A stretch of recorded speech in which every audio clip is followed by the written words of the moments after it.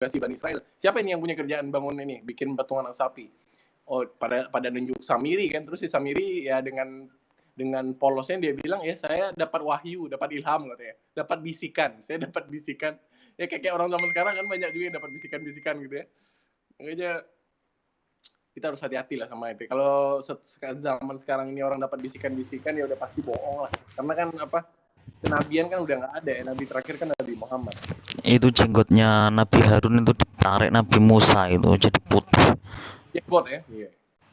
Ya, nah jadi kalau di surga nanti ketemu Nabi berjenggot putih itu Nabi Harun. Itu bekas ditarik Nabi Musa. Berarti jenggot itu yaitu yang hukumannya disuruh bunuh diri itu kan apa? Itu yang waktu itu ya. Nah kan sebagai gantinya kan disuruh bunuh diri. Iya, di Al-Quran. Tapi yang bunuh diri kan karena kaum bebal kan tidak mau. Ada hukum bunuh diri, faktulu anfusakum itu. Itu untung syariatnya Nabi Musa, bukan syariatnya kita.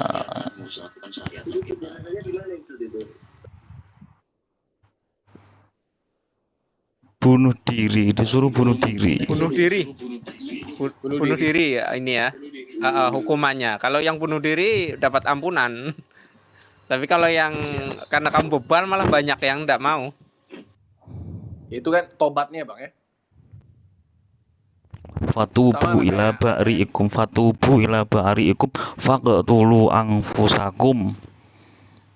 Itu untung syariatnya Nabi Musa, bukan syariatnya Nabi Muhammad. Wah, berabe kalau kita disuruh bunuh diri.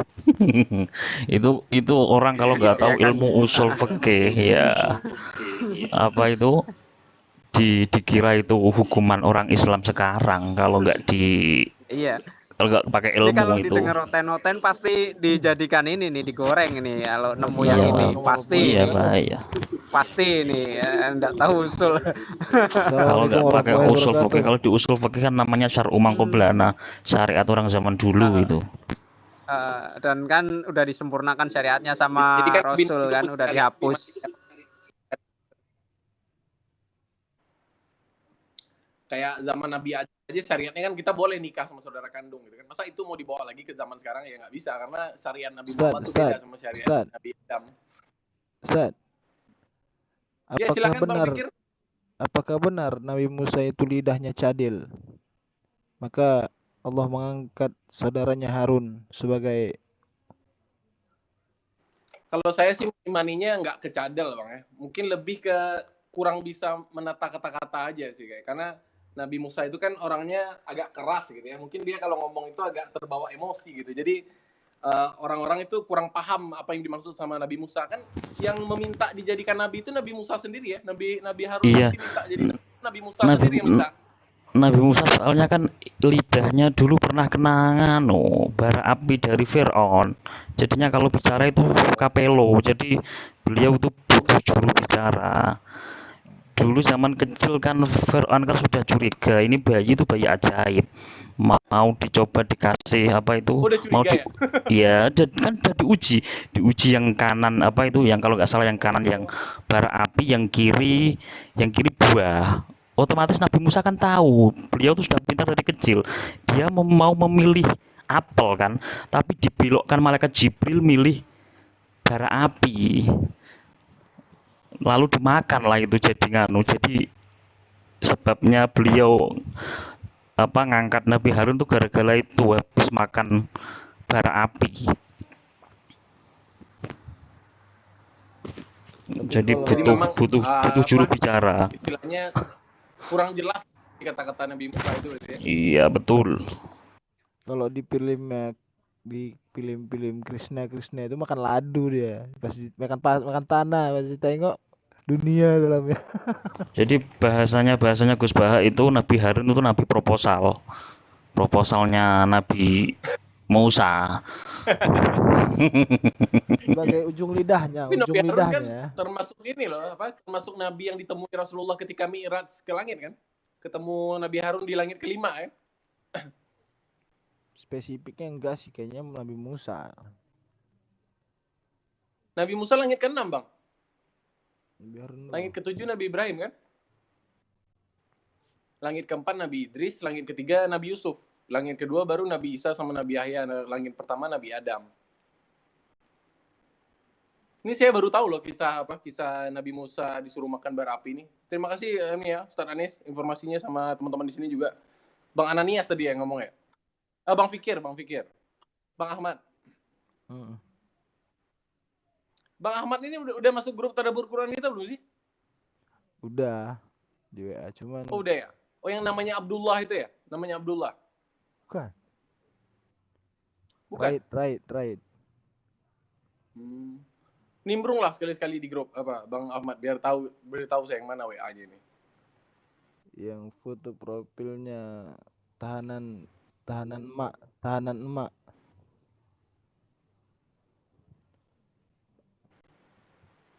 Ini ada yang ngomong di bawah nih. Waktu kecil makan bara api katanya. Bang Rido. Mau naik nggak Bang Rido?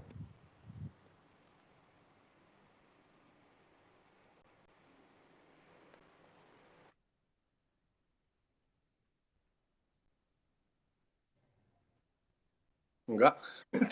saya nggak tahu malah.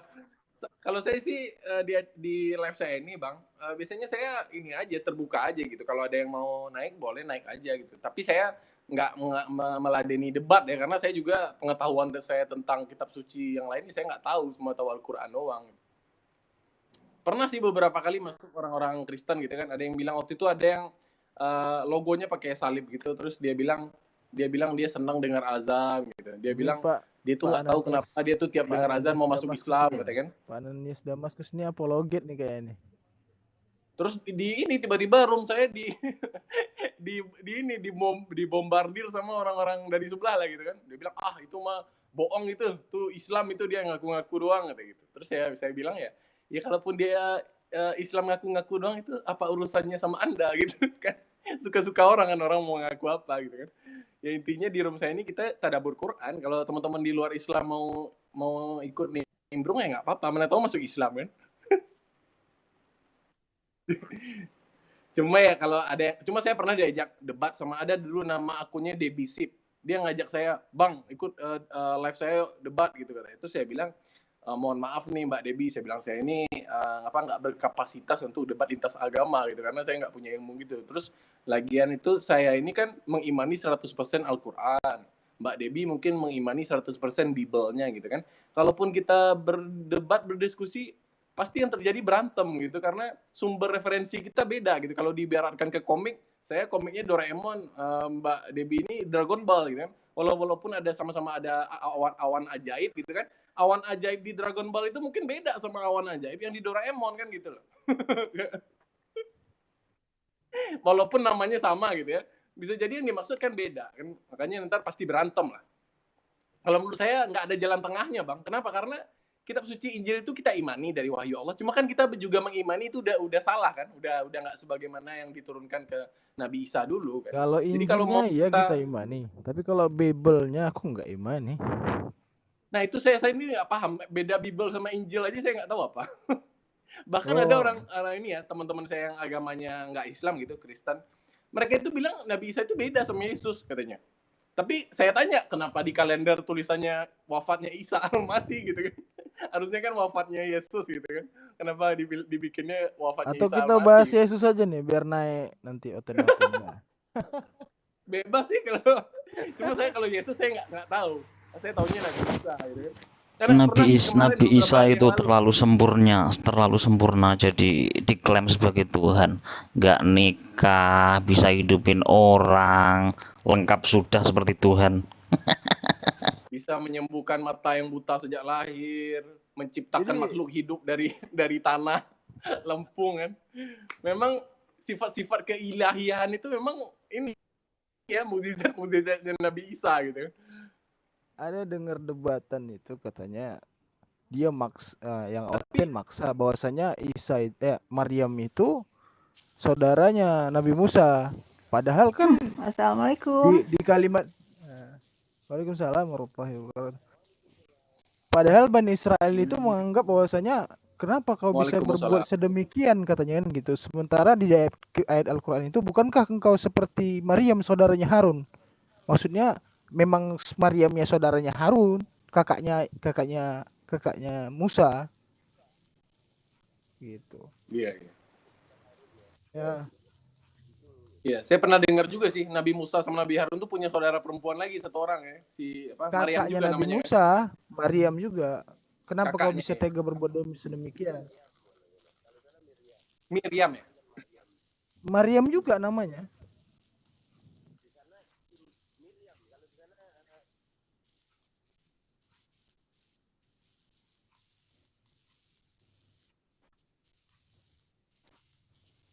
Makanya tadi saya bilang awan ajaib yang ada di komik Doraemon bisa jadi beda sama awan ajaib yang di komik Dragon Ball gitu kan. Walaupun Kan mirip-mirip gitu. kalau nabi-nabi di zaman Iya. kan kalau Iya. Jadi penyelewengan sejarah jadinya. padahal Maryam yang lain. Berarti kesannya jadi dekat gitu ya ke Nabi Musa jadinya. Jadi yang apologet muslim ini ditanyain bingung, dia nggak tahu. Oh, kenapa ketahuan nih nggak pernah ngaji nih kawan nih. Ya udahlah. Dia.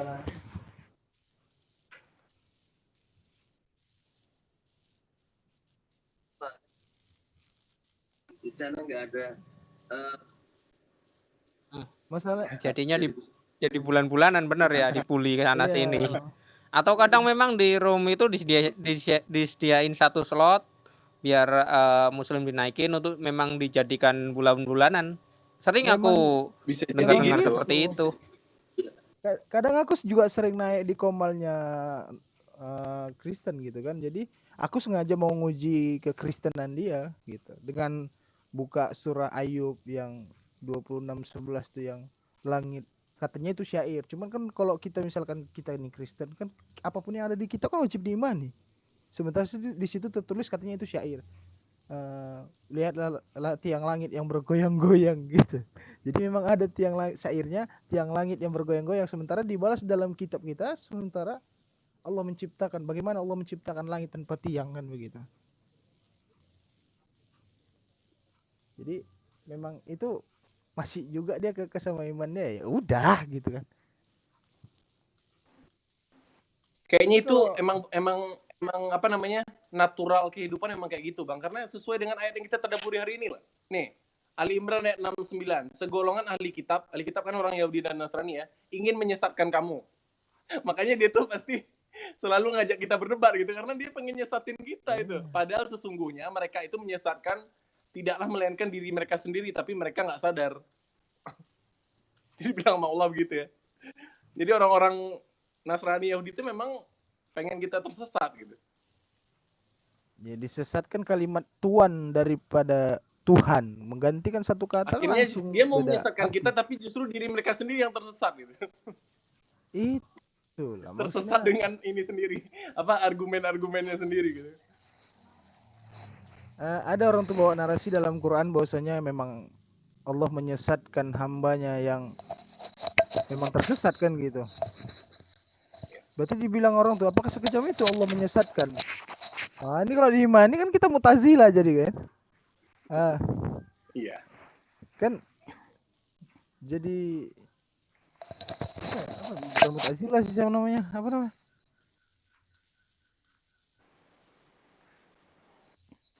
Ya Allah itu kan menyesatkan siapa yang dikehendaki Allah. Berarti kalau udah dikehendaki Allah, berarti kalau keyakinan saya orang ini nih udah dapat sinyal hidayah, udah beberapa kali dapat sinyal hidayah, tapi ditolak terus, makanya hatinya ditutup kan, kekunci hatinya jadinya, disesatkan sama Allah. Bukan berarti dia tiba-tiba ujuk-ujuk lahir langsung disesatkan sama Allah, nggak begitu kan?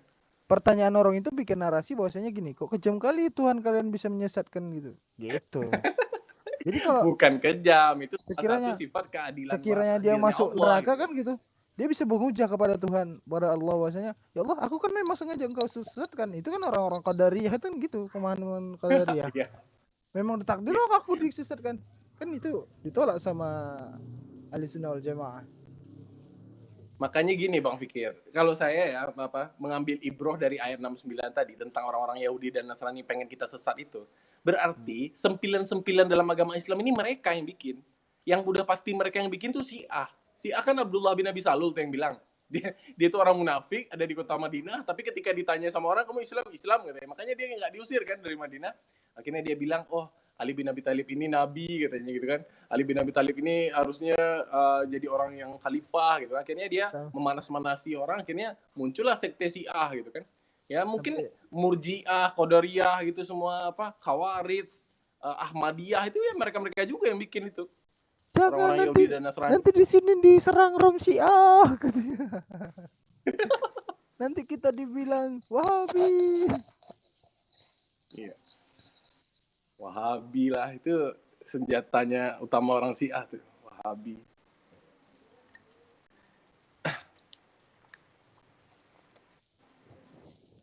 Serem kali ya ceritanya.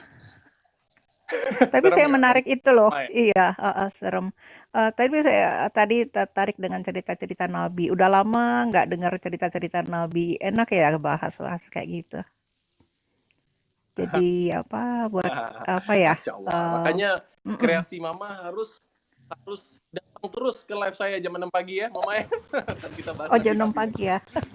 Kreasi papa. Kreasi papa, kreasi mama. Kalau saya Ini yang kreasi saya Mama nih, berarti. iya. Kalau saya yang concern itu ya tentang penginjilan. Nah, itu bahaya banget buat kita. Karena mereka ya melakukan apa saja dan mempunyai dana untuk itu. Dengan apa saja triki-triki yang mereka lakukan untuk memurtadkan kaum Islam itu bahaya banget loh. Dan mereka dibiayai besar banget dari luar dan dari dalam negeri. Itu yang harus kita bentengi sebagai umat Islam. Itu masif loh dari dulu sampai sekarang. Kalau iya itu bahaya sekali.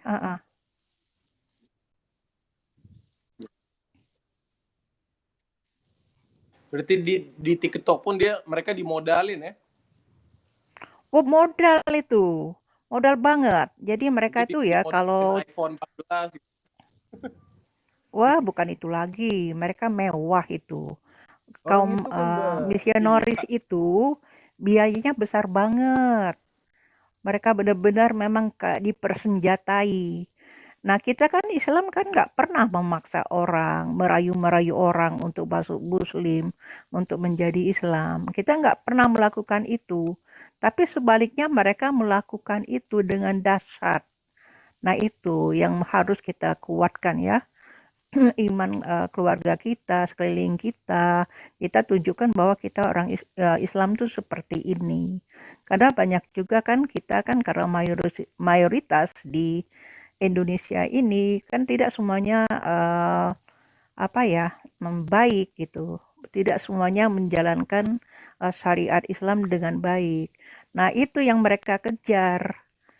Dan senjata mereka itu bayangkan ya, mereka itu mengajar dari kecil, kalau dia dari keluarga pendeta atau segala macam, dari kecil mereka itu sudah diajar menyebarkan agama dari anak-anak mereka ke temannya, ke apa. Mereka berusaha untuk itu, bahaya banget itu.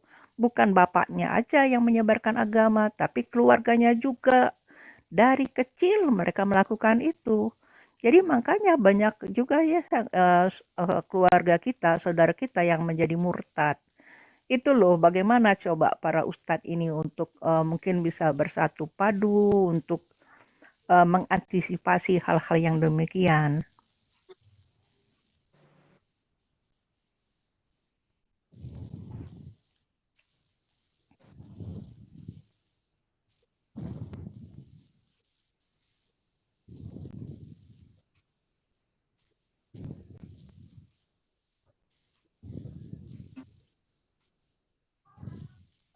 Berarti Iya Bang Ananias betul.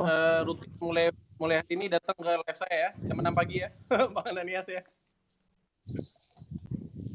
Ini Ustadz Anis, Bang Fikir ini, Bang Tolib ini udah anggota Tadabbur Quran saya semua nih, udah satu grup WA semua nih kita nih.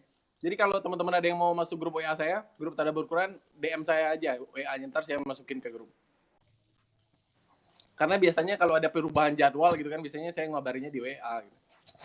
selama bulan Ramadan ini sih insya Allah jam 6 pagi. Cuma kalau ada satu dan lain hal kayak kemarin tuh sempat jam 10 juga.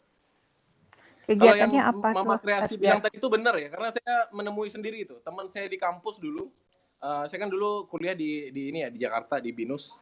Memang plural lah, orang-orangnya itu dari berbagai macam agama lah. Jadi salah seorang teman saya dari Makassar, memang dia ini apa namanya bilang ke saya bahwasanya kami ini orang Katolik, katanya dia Katolik ya. Dia bilang memang kayak punya kunci surga gitu. Jadi dapat kunci surga itu kalau berhasil mengkristenkan satu orang manusia gitu. Jadi kalau Nah, berhasil itu. mengembalikan seekor domba tersesat lah gitu. Jadi mereka memang mengejar itu gitu karena mereka berkeyakinan kalau dia bisa memasukkan Kristen satu orang, dia akan dijamin surga gitu. Punya kunci surga mereka. Orang itu pernah Punya kunci surga. nanya juga sama aku gitu kan. Kalian punya apakah kalian yakin bakal masuk surga? Yakin, aku bilang, aku juga punya kuncinya. Apa itu kuncinya? Syahadat. Kalau mau yuk syahadat yuk. Balas balik. Mereka Bagus itu juga cara gini ya. islamisasinya. Tapi Ya. sebenarnya Oh iya, itu kalau bagus sekali tuh. Pikir lanjut tuh saya Mama. suka itu. Iya. Cara pikir itu bagus sekali gitu. Karena banyak ya kita-kita ini ngomongnya seperti ini. Kalau kami kan itu keridhaan Allah masuk surganya gitu. Jadi mereka jadi ragu. Ya harusnya nggak usah ragu dong. Sebagai orang Islam, kalau kita berbuat baik, kita maksudnya menjalankan syariat Islam, ya kita masuk surga. Nah harus positif begitu cara berpikir. Kalau saya itu Tapi Bu, ini sesuai namanya kan memang nicknya ini pikir dulu lah. Jadi saya kalau betul. kalau saya berdebat itu sama orang tuh alhamdulillah dan insya Allah mendulankan akhlak gitu. Baru memperdebatkan apa yang narasi. Dan kita kan tahu lawan bicara kita membawa narasi kemana ini gitu. Betul. Ya udah dia nunjukkan ayat kita terangkan, kita balas dengan ayat dia macam mana wujud Tuhan itu yang di dalam Yohanes 2 seperti Tuhan bertanduk 7. Nah, itu apa maksud maknanya? Dan dia nggak ngerti karena memang umat translate ya. kita translate. Ini kalau Coba mau kita dibahas ya praktekkan itulah aja. bagaimana Iya. keaslian. Salah satunya kan lewat bahasa Arab itu ya. Mau ditranslate ke bahasa manapun, ayat bahasa Arabnya ini harus tetap ada. Jadi nggak ada celah buat orang-orang itu ngerubah makna Al-Quran gitu kan. Kalau misalnya ada salah translate ya tinggal dikasih lihat sama orang Arab kan, oh ini salah, terjemahnya bukan ini sebenarnya gitu. Makanya Al-Quran itu selalu terjaga gitu. Sedangkan kitab suci yang lain kayaknya nggak ada kan, bahasa aslinya itu kan nggak ada disisipin kan, selalu bahasa translate-nya aja yang ada kan. Iya. Secara logika aja ya, karena bahasa itu tidak ada yang sempurna gitu. Jadi misalnya satu bahasa, kita terjemahkan dari asli, kita terjemahkan ke bahasa Indonesia, kita ke bahasa Inggris, tidak akan sempurna, pasti akan ada perubahan-perubahan. Kalau Al-Quran, kita tetap ada satu gitu. Kita terjemahkan ke bahasa apa, kalau kita ada kesalahan, kita kembali ke Al-Qur'annya, ada bentuk aslinya gitu. Nah, kalau mereka cuma baca terjemahan aja, ya kemungkinan besar kesalahan tuh walaupun sekian persen pasti ada lah. Karena menerjemahkan itu tidak akan ada sempurna, tidak ada kata-kata pas untuk sesuatu gitu. Misalnya di dunia ini sudah terbukti bahwa bahasa Arab, bahasa Quran itu paling sempurna gitu. Misalnya kayak gini loh. Paling kaya. Paling kaya. Agama itu bahasa Arab itu paling kaya. Misalnya dalam sederhana ya, saya tidak mengucapkan tentang agama ya. Misalnya naik sedikit ke atas, itu sudah ada beda itu bahasanya gitu. Naik ke puncak, itu naik lagi kan, itu naik semua. Tapi itu pergerakan itu beda bahasa. Jadi ketika kita menerjemahkan dari satu bahasa ke bahasa lain, itu kita harus balik lagi ke asalnya dan kita diskusikan lagi. Jadi kita nggak bisa membaca terjemahan itu menjadi kitab suci kita, kan salah gitu. Jadi ya alhamdulillah kan kalau Islam itu kan Quran itu udah ada patokannya, walaupun kita terjemahkan ke agama lain, kita tidak menjadikan terjemahan itu menjadi kitab suci gitu. Tapi kitab suci kita tetap Al-Quran. Itu Masya Iya, Allah. benar Bunda. Nah, kalau mereka tidak. Jadi ketika mereka belajar dengan terjemahan itu, ya itu aja yang di otak mereka. Padahal bisa saja ada penyisipan kata, perubahan kata yang menjadi arti yang sesungguhnya menjadi berubah. Itulah yang terjadi sebenarnya. Ya betul sih apa Mama, setuju saya.